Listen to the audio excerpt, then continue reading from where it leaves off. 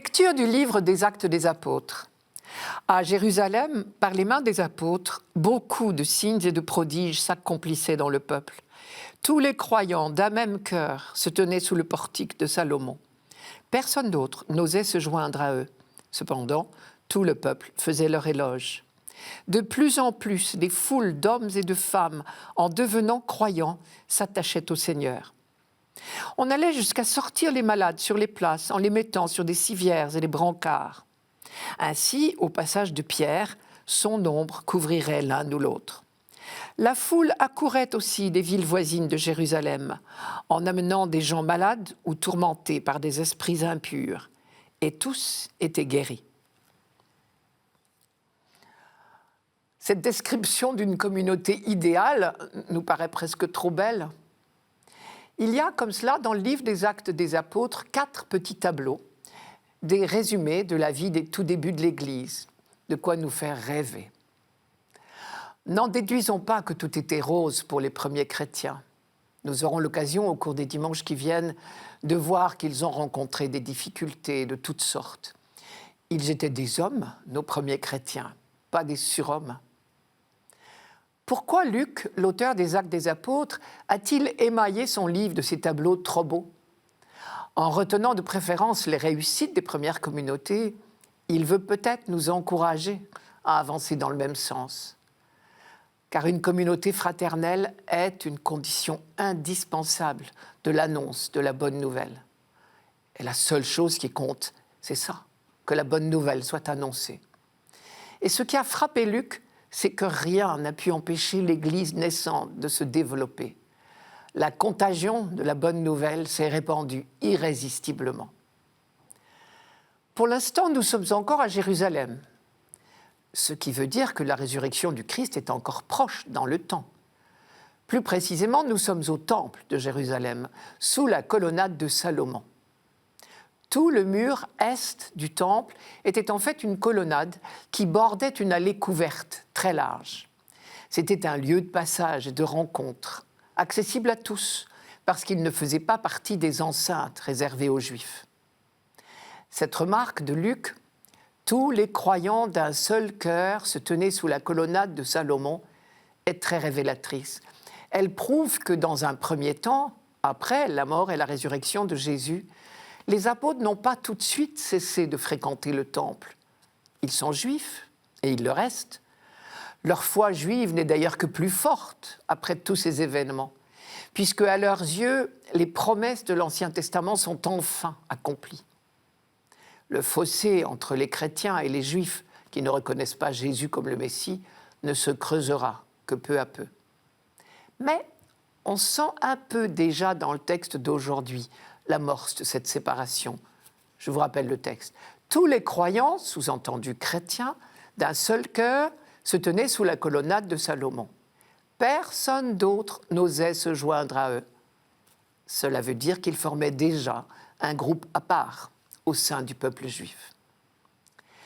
Dans la deuxième partie du texte, Luc fait de toute évidence un parallèle avec les débuts de la prédication de Jésus lui-même.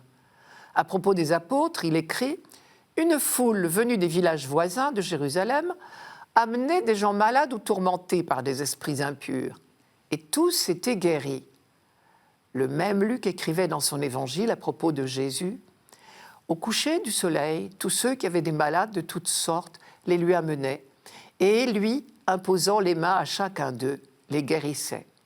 Des démons aussi sortaient d'un grand nombre. » C'est au chapitre 4 de Luc. Or, quand le prophète Isaïe annonçait la venue du Messie, que disait-il ? Il disait « Alors les yeux des aveugles verront et les oreilles des sourds s'ouvriront.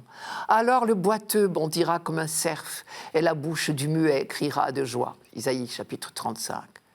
Et quand les disciples de Jean-Baptiste sont venus demander à Jésus, ils sont venus lui demander « Es-tu vraiment le Messie ?» Jésus a répondu dans les mêmes termes. Allez dire à Jean ce que vous avez vu et entendu. Les aveugles retrouvent la vue, les boiteux marchent droit, les lépreux sont purifiés, les sourds entendent, les morts ressuscitent, la bonne nouvelle est annoncée aux pauvres. Ça, c'est Luc chapitre 7. En insistant sur les guérisons opérées par Pierre et les apôtres, Luc veut donc nous dire, c'est bien la même œuvre du Messie qui continue. Les apôtres ont pris le relais. Alors on comprend où il veut en venir. Il fait l'histoire des apôtres dans le but bien précis de dire à sa communauté, à vous maintenant de prendre le relais des apôtres. Le Christ compte sur vous. Grâce à ce témoignage des apôtres, des hommes et des femmes de plus en plus nombreux adhéraient au Seigneur par la foi, nous dit Luc. Ils adhèrent au Seigneur, non aux apôtres, mais au Seigneur par les apôtres. L'évangélisation du monde a besoin d'évangélisateurs. Luc nous dit encore une fois, à bon entendeur, salut. À relire d'un peu plus près encore ces versets, je remarque une chose. Saint Luc n'attribue pas d'abord les conversions nombreuses aux miracles opérés par les apôtres. Je reprends le texte. Tous les croyants d'un seul cœur se tenaient sous la colonnade de Salomon. Personne d'autre n'osait se joindre à eux. Cependant, tout le peuple faisait leur éloge et des hommes et des femmes, de plus en plus nombreux, adhéraient au Seigneur par la foi. Du coup, on peut se demander, le jour où on pourra en dire autant de nos communautés paroissiales, elles n'ont qu'un seul cœur. Peut-être ce jour-là, des hommes et des femmes de plus en plus nombreux adhéreront-ils au Seigneur ?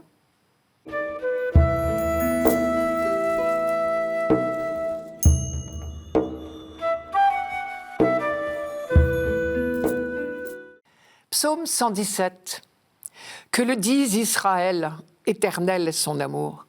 Oui, que le dise la maison d'Aaron, éternel est son amour. Qu'ils le disent ceux qui craignent le Seigneur, éternel est son amour.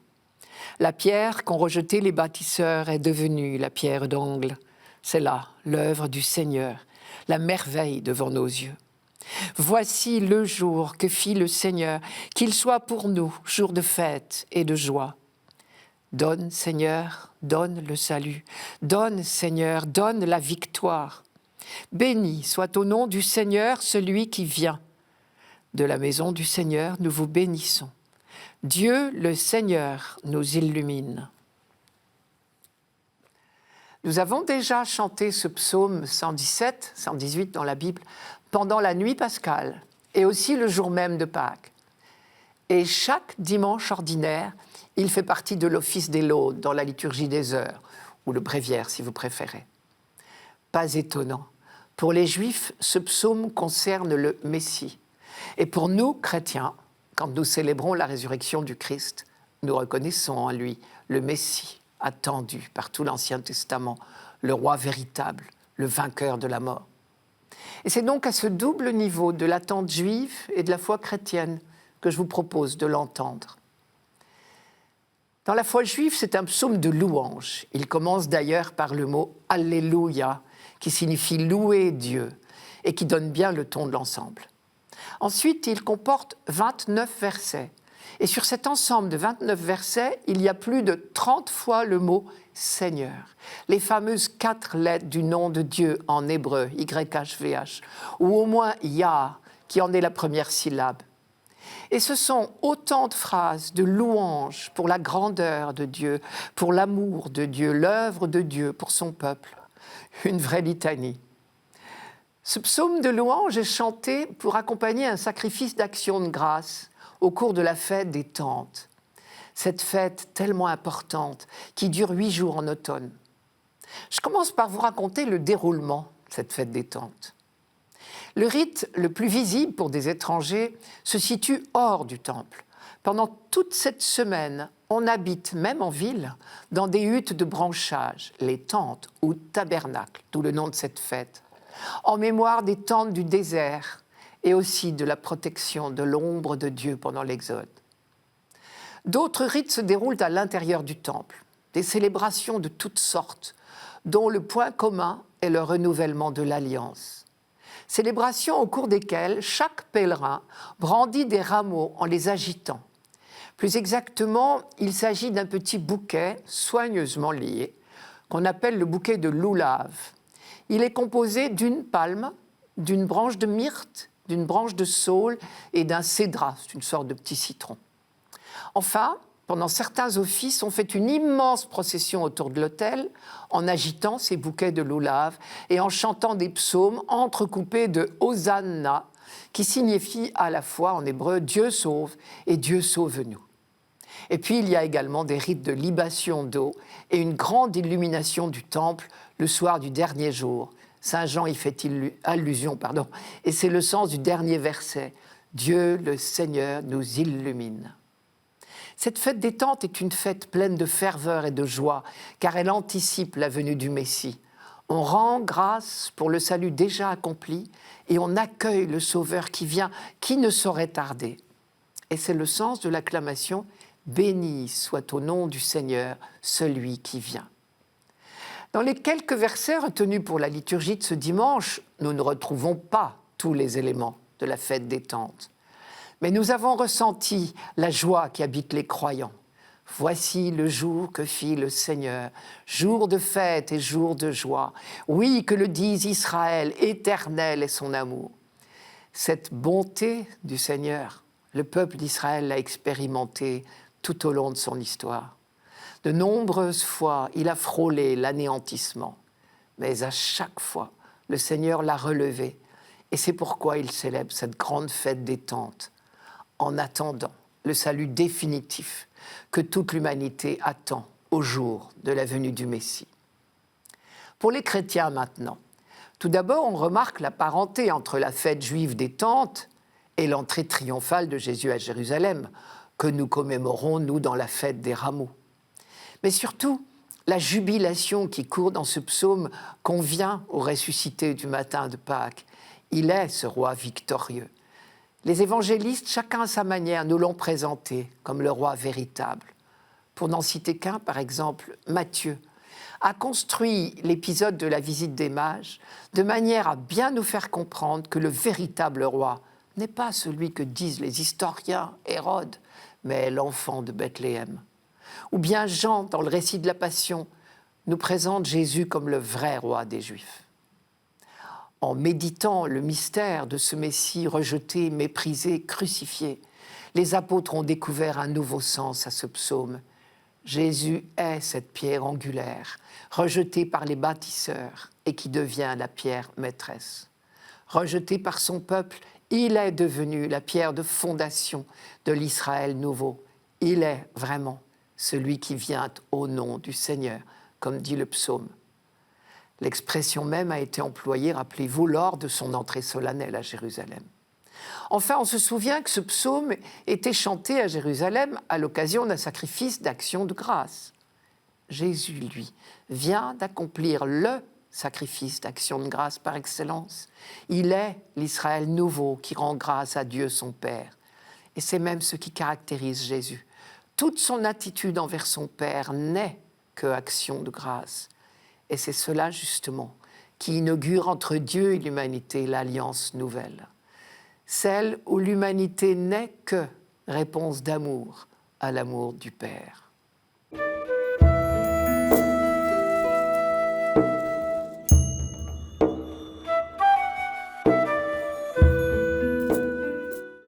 Lecture de l'Apocalypse de Saint Jean.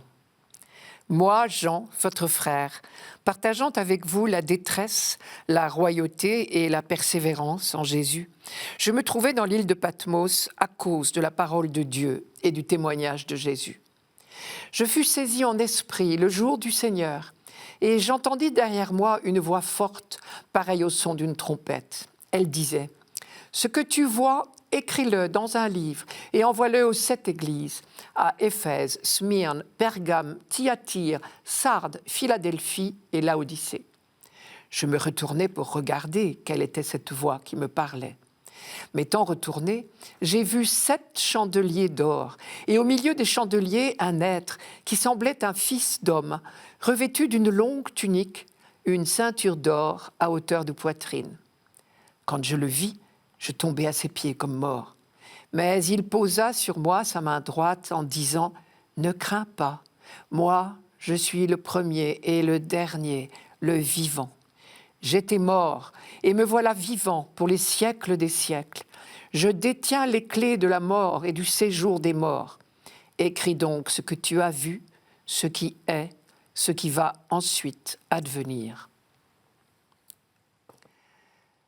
Le mot « apocalypse » vient du grec. Il signifie révélation, dévoilement, au sens de retirer un voile. Il s'agit pour Jean de nous révéler le mystère de l'histoire du monde, mystère caché à nos yeux. Parce qu'il s'agit de nous révéler ce que nos yeux ne voient pas spontanément, le livre se présente sous forme de vision. Par exemple, le verbe « voir » est employé 5 fois dans le simple passage d'aujourd'hui. Ce mot de « apocalypse », malheureusement, n'a pas eu de chance. Il est devenu presque un épouvantail, ce qui est le pire des contresens. Car, à sa manière, l'Apocalypse est, comme tous les autres livres bibliques, une bonne nouvelle. Toute la Bible, dès l'Ancien Testament, est le dévoilement du mystère, du dessein bienveillant de Dieu, comme dit la lettre aux Éphésiens, le projet d'amour de Dieu pour l'humanité. Les Apocalypses sont un genre littéraire particulier, mais comme tous les autres livres bibliques, elles n'ont pas d'autre message que l'amour de Dieu et la victoire définitive de l'amour sur toutes les formes du mal. Ce qui fait l'une des difficultés de ce genre littéraire, ce sont les visions, souvent fantastiques et difficiles à décrypter, pour nous tout au moins. Tout est là. Ce n'était pas difficile pour les destinataires, mais c'est difficile pour nous qui ne sommes plus dans leur situation. Mais pourquoi parler sous forme de vision? Pourquoi ne pas parler en clair? Ce serait tellement plus simple. Et non, justement. L'Apocalypse de Saint Jean, comme tous les livres du même genre, il y en a eu plusieurs, des Apocalypses écrites par des auteurs différents, entre le IIe siècle avant Jésus-Christ et le IIe siècle après.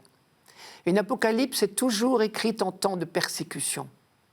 À Patmos, Jean ne fait pas du tourisme, il y a été exilé.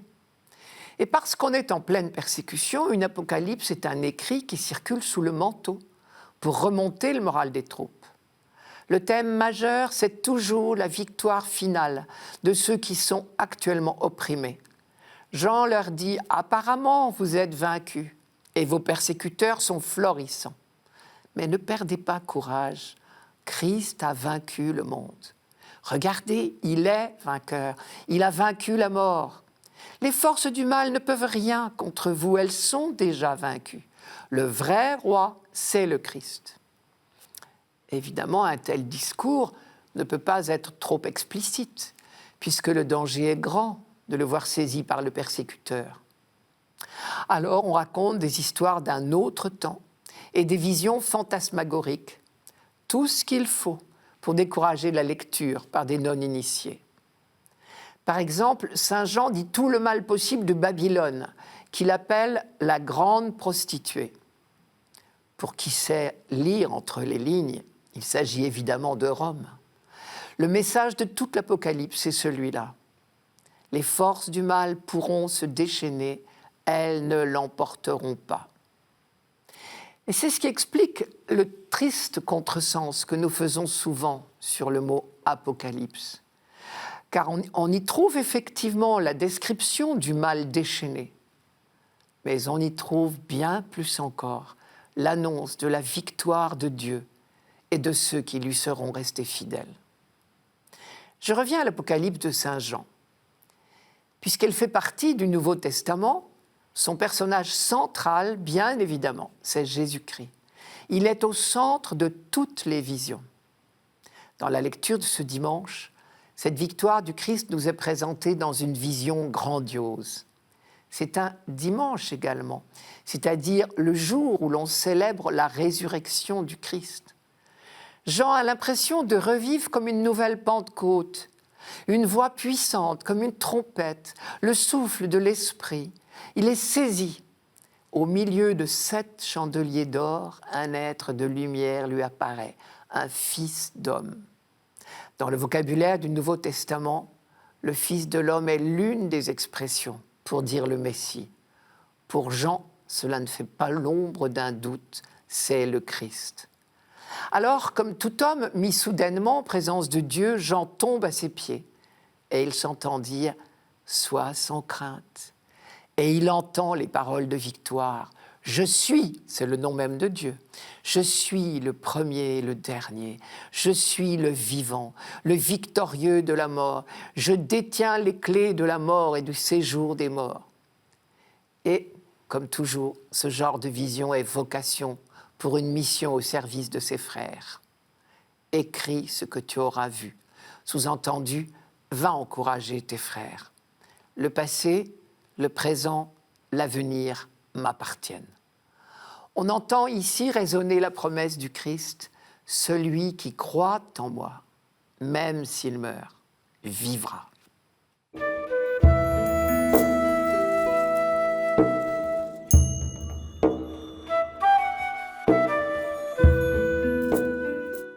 Évangile de Jésus-Christ selon saint Jean. C'était après la mort de Jésus. Le soir venu, en ce premier jour de la semaine, alors que les portes du lieu où se trouvaient les disciples étaient verrouillées par crainte des Juifs, Jésus vint et il était là au milieu d'eux. Il leur dit « La paix soit avec vous ». Après cette parole, il leur montra ses mains et son côté.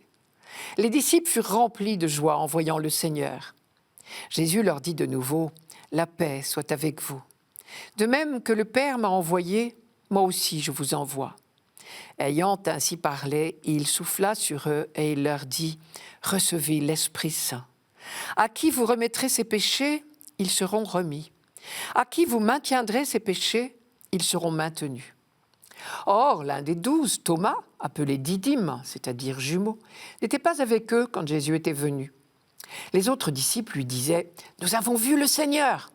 Mais il leur déclara « Si je ne vois pas dans ses mains la marque des clous, si je ne mets pas mon doigt dans la marque des clous, si je ne mets pas la main dans son côté, non, je ne croirai pas. » 8 jours plus tard, les disciples se trouvaient de nouveau dans la maison et Thomas était avec eux.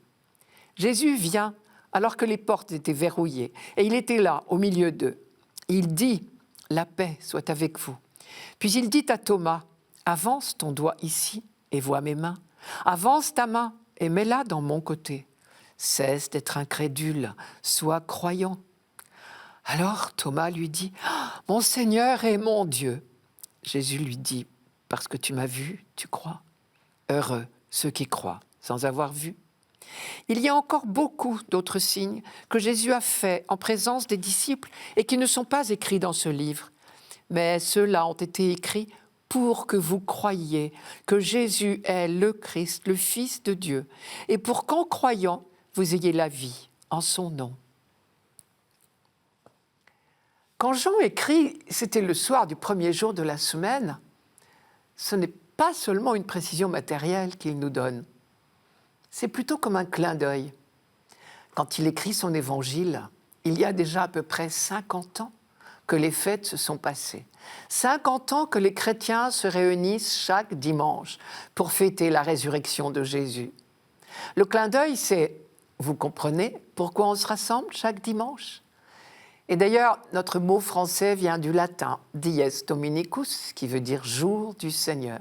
Chaque dimanche, nous annonçons que le jour du Seigneur, le jour de la création nouvelle, est enfin venu. Le dessein bienveillant de Dieu est enfin accompli. C'est précisément ce jour-là, le premier jour de la semaine, que le Christ donne l'Esprit à ses disciples, comme le prophète Ézéchiel l'avait annoncé. Je cite « Je mettrai en vous mon propre esprit ». Jésus souffle sur ses disciples et dit « Recevez l'Esprit Saint ». Et Jean a repris intentionnellement le mot du livre de la Genèse. Comme Dieu a insufflé à l'homme l'haleine de vie, Jésus inaugure la création nouvelle en insufflant à l'homme son esprit. En écho, la 4e prière eucharistique rend grâce pour le don de l'esprit, le premier don fait aux croyants. Dans la Bible, l'esprit est toujours donné pour une mission. Et effectivement, Jésus est venu pour confier à ses disciples leur mission. Comme le Père m'a envoyé, moi aussi, je vous envoie. À Pilate, 3 jours auparavant, il a dit « Je suis né, je suis venu dans le monde pour rendre témoignage à la vérité. » Et Pilate avait posé la question « Qu'est-ce que la vérité ?» Jésus confie à ses disciples la mission d'annoncer à leur tour au monde la seule vérité, la seule dont les hommes ont besoin pour vivre. Dieu est Père, il est amour, il est pardon et miséricorde. Je vous envoie. On se rappelle que les disciples étaient verrouillés et il leur dit « je vous envoie ». C'est-à-dire il n'est plus question de rester verrouillé. La mission est urgente. Le monde meurt de ne pas savoir la vérité. Il est, comme dit Jésus, maintenu dans son péché, c'est-à-dire dans son éloignement d'avec Dieu. Il n'y a pas d'autre mission définitive que de réconcilier les hommes avec Dieu. Tout le reste en découle. À qui vous remettrez ces péchés, ils seront remis. À qui vous maintiendrez ces péchés, ils seront maintenus. On pourrait traduire « Allez annoncer que les péchés sont remis », c'est-à-dire pardonnés. Soyez les ambassadeurs de la réconciliation universelle. Et si vous n'y allez pas, cette nouvelle de la réconciliation ne sera pas annoncée. Le Père vous confie cette mission urgente et indispensable, comme le Père m'a envoyé. On a ici, de la bouche même de Jésus-Christ, un résumé de toute sa mission.